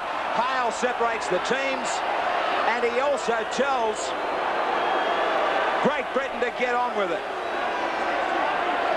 Trainer rushes out after the tackle from Harrigan. The Englishmen have got to get their minds back on the game. Forget about the referee on this Optus replay. Lucas hit it up. Shoulder charge over the top, copped him high. Forearm, it looked like. Harrigan again in there with strong defence. Lucas is still down. His 12 teammates go in pursuit of their first try. Just outside the Australian 22. 10 minutes only. Edwards, Gregory and Schofield are required to get them on the deck here. They get another penalty. They get on with it quickly. Dennis Betts, quiet second half. A quiet test match from him. Oh, another one. Well, another tap. He's obviously in charge of the English confidence building. Betts is only inches away. All the opportunities for Great Britain were early. Now a fire. Looked to nearly lose it. He got thrown to ground by Daly. Lydon a dummy half. Schofield very wide. So is Gregory. Not a good ball. He does well to pick up. Great hands. Great hands from Platt. Quickly to his feet. They are desperate. Lydon with a smart kick. Sensational skill. Oh, yeah. With still some time, they get a look in. Just a small one. But smart thinking on the Optus replay. Not much room to move. Lydon just chipped ahead. That is excellent play. Yes, and that kick was forced somewhat by Laurie Daly, who moved up very quickly, and it was very similar, I think, to a try Laurie Daly scored not that long ago, almost in exactly the same stage of the field. He's a terrifically talented player, is Joe Lydon, been in the English side a number of years, managed to get around Michael Hancock, and that's probably been the first time that Hancock's been beaten in defence, but certainly he couldn't be blamed for that. Not allowed to tackle the player, of course, without the ball, and terrific skills shown by Lydon to get the Great Britain team back in the match with some sort of chance. Not much, but with still 8 minutes remaining, who knows? Lee Crooks. 1 from 1 for Crooks. They need this 2 points. Crooks from out wide, strikes it well, just goes to the side. Australia still with this big advantage, though. Now Lucas is in trouble, and the referee has been grabbed by the trainers. 18-6 here on the Subaru scoreboard. Crooks is not... Lucas, I should say, has not moved since that hit over the top from Harrigan. We have plenty of members from the Great Britain camp hurrying out there.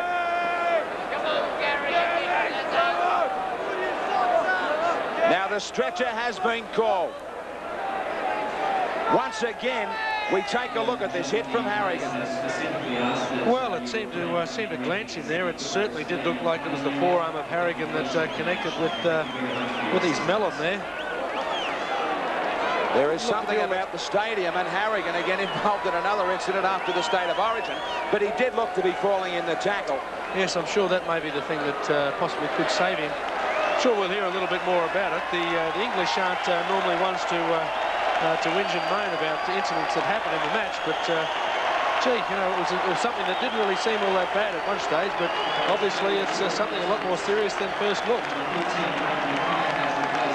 Lucas is out of here, Sirenen's out of here, Lindner's out of here.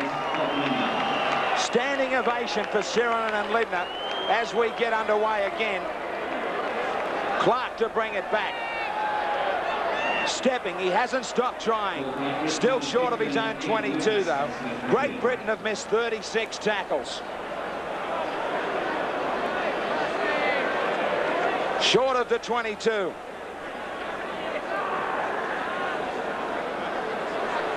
Dennis Betts out wide, a little bit of space. Schofield was nearly grabbed before he had the ball. The longest winning Test series sequence is held by Great Britain.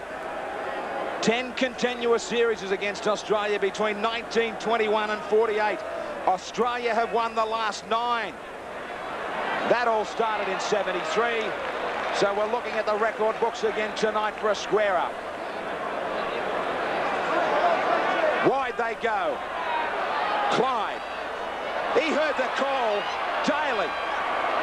He was boiling. Midfield for Australia. Jackson. Plenty of room out wide. Now inside. Australia looking for another try. Brad Mackay out there. Great support play from him. They're skinny out wide. They're in big trouble. Quick hands. Clyde.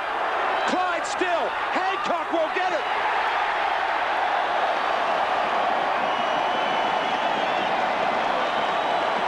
Australia are red hot tonight.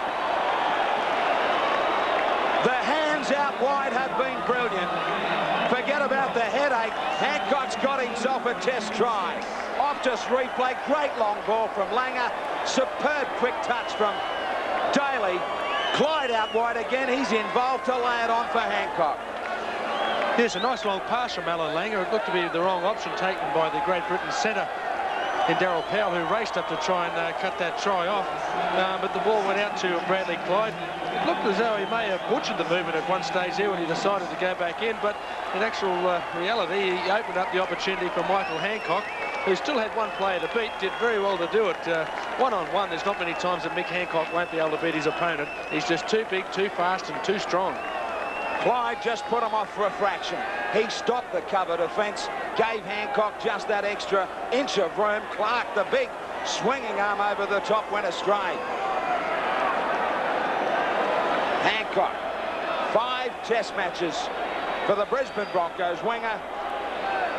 Andy Gregory looking down the barrel at another test defeat. They were confident after an unbeaten run on tour, Great Britain. They had opportunities, they didn't finish in the first 40. Big celebrations here at home for Australia. Last few minutes of this test match, where there has been some stunning attacking play. 4 minutes only. Wishart. He's got another wide one.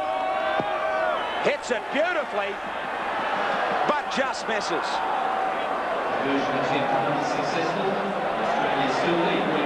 Hancock would be hoping for the siren to go. 22-6.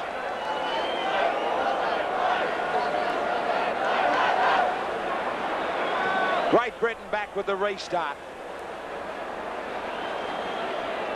They promised so much, they threatened in the first 40, Michael, but the second half they have not been able to maintain the rage nor the pace. That's right, Graham. I don't think too many sides in the world would be able to withstand this pressure that Australia's thrown at them in the second half. They really have been outstanding, particularly the Australian backs. All of them, they've played outstandingly well. Fittler now. Mick, I've got to say that they have shown enough in the first half that if they grab those opportunities, Absolutely. I think, you know, two telling things in the game happened in the first half, and they both involved Andrew Ettinghausen. He saved two certain tries, which really, as far as I'm concerned, turned the match and put Australia in a match-winning situation at half-time. Ettinghausen gets a touch now. Great saves they were too. Plenty of workers all over the paddock in green and gold, though, Wally. Yes, their defence certainly has been the point that saved the day. As Mick said, Ettinghausen's defence in the fire movement certainly was a very telling factor. But the other opportunities where the Great Britain side have tried to move the ball wide, Australia's sliding defence has managed to cut the movement off on many occasions.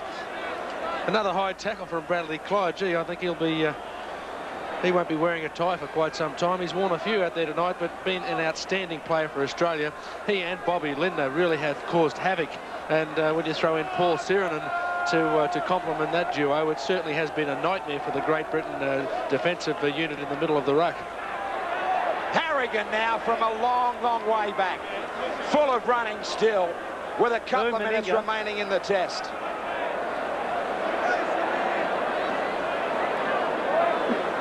Gillespie playing at midfield. Langer.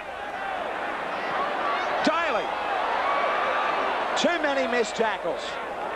The frustration has showed as Great Britain have tried to square up with some individual clashes all over the paddock in this second half. Langer. Shaping out wide for Kevin Walters. He gets thrown to ground by Betts. Kevin Walters from dummy half. Mackay, I should say. Langer. They want some more. The crowd have enjoyed this great display. The ball was forward here, though.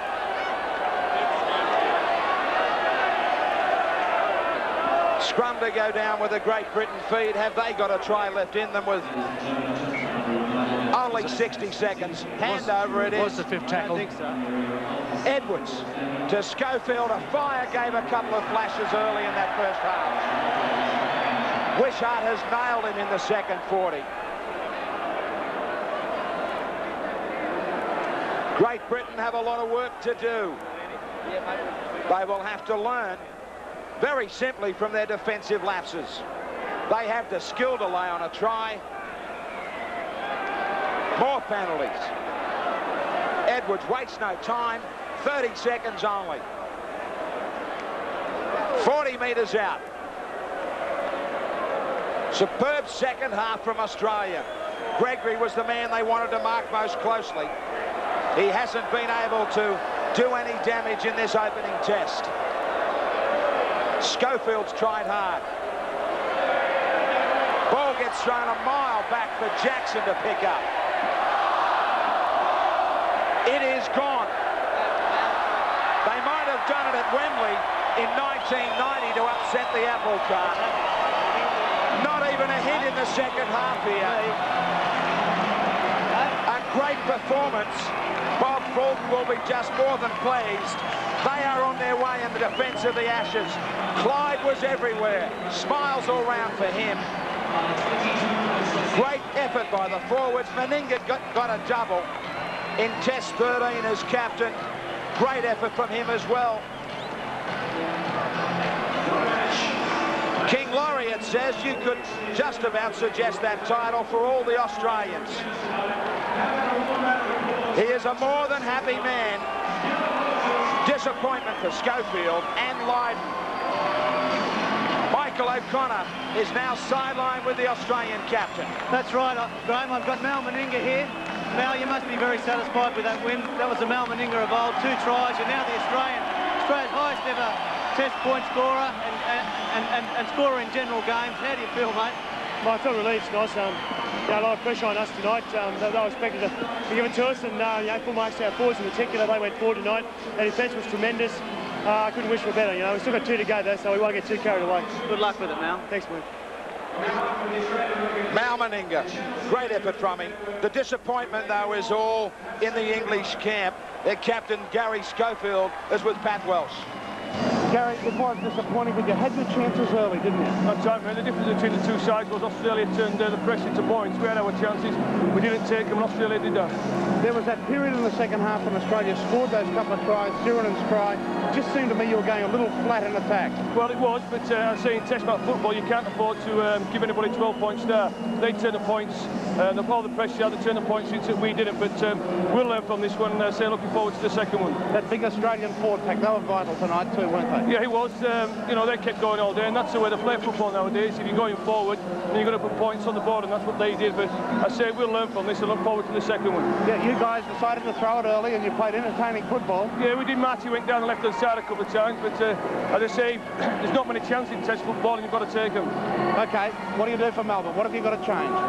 Well, we haven't got to change much. I say all we've got to do is just the pressure that we have and the chances we've got. You've got to take them because, as I said before, if you don't take your chance in Test match football, you don't deserve to win. Gary Schofield, commiserations tonight. Best of luck in Melbourne. We're going straight over to Paul Harrigan. Thank you. Thanks, mate. Yeah, I've got Paul Harrigan here in his Test debut. Had an outstanding game, probably one of Australia's better players. Paul, how does it feel, mate, to come off a winner? Oh, it's a great feeling, but mate, that was a very hard game, and I thought we stuck to our guns well, and our backs really turned it on. But mate, it feels great, and it was a hard match. What about that incident with Lucas in the second half when he went down? Was there anything in it? Was it just that he went down? I think I hit him in my shoulder because my shoulder's still hurting a bit, so it was definitely a shoulder hit. But mate, I don't think there was nothing in it. I suppose I'll go and have a look at the videos and see what happens. But mate, as I said, there was nothing in it, and it was just a tackle. Chief, when did you think you had them in the second half, or was it late in the first half? What did Bobby Fulton say at half-time? Half-time was more or less consoling what we'd done in the first half and make sure we do it again. And we pretty well thought whoever scored again in the second half first would take the match out, and that's what happened. So, you know, very pleasing, and our frame of mind throughout the match was very good. And your big mate Ciro got under the post for one. You've got to be next, eh? I'd be pretty happy with being next. Big Ciro had a great game, and it's a big, powerful run, and it's just a pleasure to play with him. You had a great game too, mate. Go and enjoy the celebrations. Congratulations. Thanks, mate. Thanks, Graham. He certainly did, Michael O'Connor. Great performances all round in the green and gold tonight. And a big scoreline in their favour. 22 points to 6 to Australia over Great Britain. Not just the players, sell-out crowd here at the stadium on our Subaru scoreboard are celebrating also. Beautiful night in Sydney, especially if you follow the green and gold. We will return on 7 Sport after this break.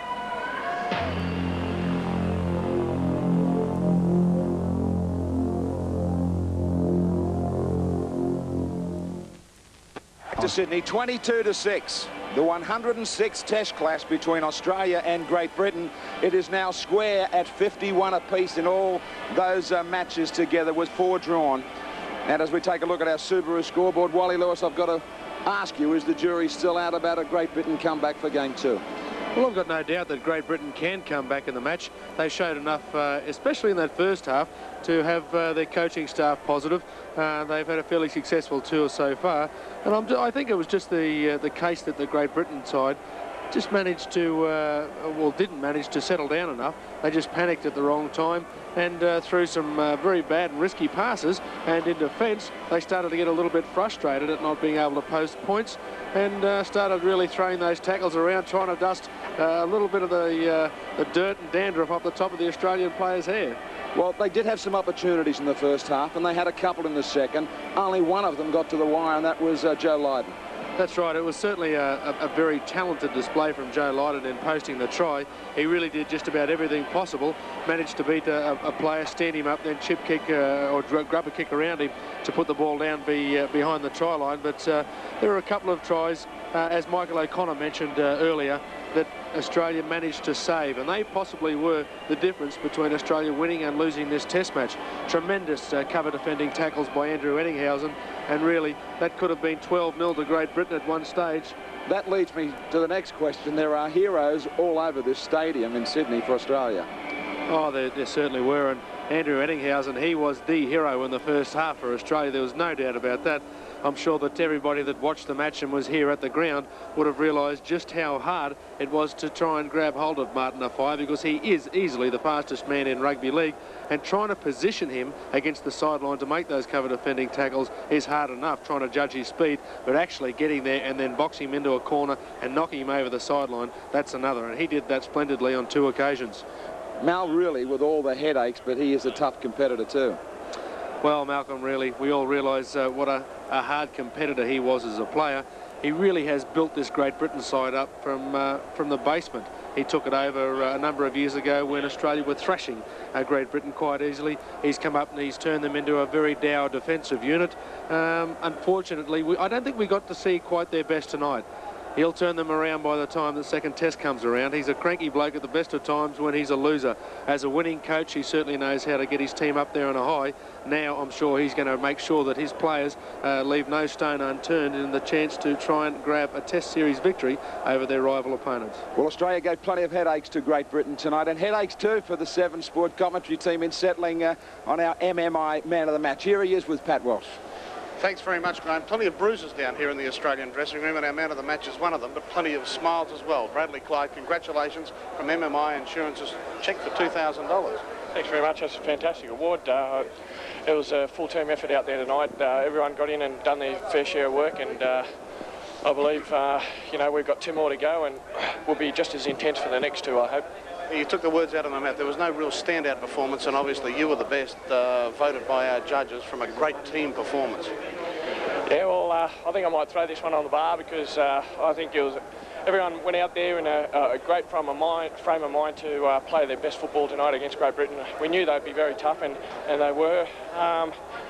This time, when we play them down in Melbourne, we won't be taking them lightly at all. We'll be playing our natural game like we did tonight, and let's hope so it's the same result. A few heart flutters when O'Fire made those early busts? Yeah, it was. Martin O'Fire's tremendous speed. He ran around me one time, and I had no chance of getting him. Our flying fullback, Andrew Eddingshausen, he covered him very well, and Andrew played a very good game. Now, you've got that knee heavily packed in ice. How is it? Yeah, I'm on the bench for the weekend with the Canberra side, and it's just precautionary, really. Tough time of year for the representative players, isn't it? It is. We've got to back up a couple of days after each game. It you know, puts a bit of pressure on the body, but I mean, we're professional athletes. We expect to do that sort of thing these days. All right, Brad, congratulations again. A fantastic performance tonight. Australia getting home, and you're looking forward to Melbourne. Yeah, most definitely, and thanks to MMI. Okay, $2,000, and our man of the match is Bradley Clyde tonight, Graham. Yeah, MMI man of the match, $2,000, Wally Lewis. That might help him think about other things away from Canberra even. Yes, there's some very cheap homes up on the Gold Coast at the moment, Graham. You'd love to have him. Well, I'm sure any club in the Winfield Cup would love to have the talented lock-forward services. You can just see whether it's an open attacking game or a dour defensive effort. He's one of the best players on the field every single game he plays, and from playing against the bloke in State of Origin football to watching him represent his country, you can't help but admire the bloke. He's extremely talented. He's a terrific bloke off the field, and really is what rugby league is all about. He's a real role model for the game. He was a champion for Australia tonight. Well, stay with us right here on Channel 7 as we review a marvellous performance by Australia in the second half back at the stadium after this break.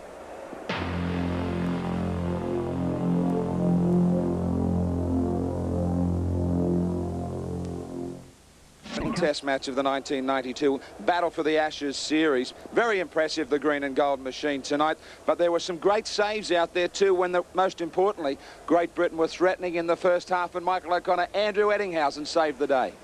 Yes, that's right, Graham. I've got Andrew, the Australian Test fullback and hero, sitting right next to me now, ET. You've played a lot of Test matches, something like 16 now. Is this the biggest atmosphere you've ever played in front of in Australia in a Test match? Yeah, not a doubt. This is the biggest crowd you know, I've been under in Australia. It was just fantastic out there. I ran out there and I didn't expect to see all the seats filled, but it was you know, it was chock-a-block and plenty of Aussies and plenty of Great Britain supporters as well. It was just a great Test atmosphere. It was Meninga who got Australia really firing tonight with the double as we take a look at all the try scorers. They were lining up for Australia. Meninga got that double, Hancock got a try, and Sironen the easy one right under the post, although he did crash through, and they really did wear down Australia. Lydon got a late try for Great Britain, but this pack is a daunting one for the green and gold. It certainly is, and of course Bob Fulton is a self-professed fan of very big footballers. We listened to some of the facts and details of just how heavy that the Australian pack is nowadays, averaging around about 105 kilos or something like that, a massive pack for Australia. And when you're trying to defend against that, surely after a certain amount of time you're going to have to get tired. You're going to get sick and tired of blokes smashing into you. I guess it's just like the water just wearing away at the edge of the ocean. It's eventually going to get you.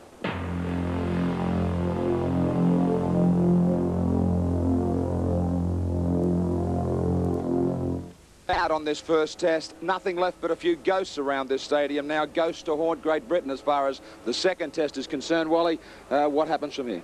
Well, I think the Great Britain side have naturally got to sit down and try and work out exactly where they went wrong.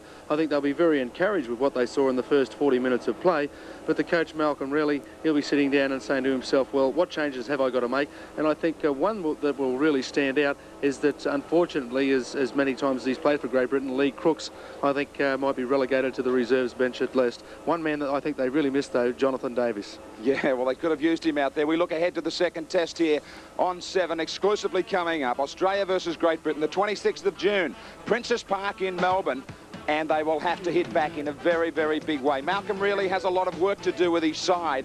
Their defences have to be in order. Thanks for being with us. We look forward to your company down south in Melbourne for the great occasion. On behalf of all the 7 team, good night, everybody.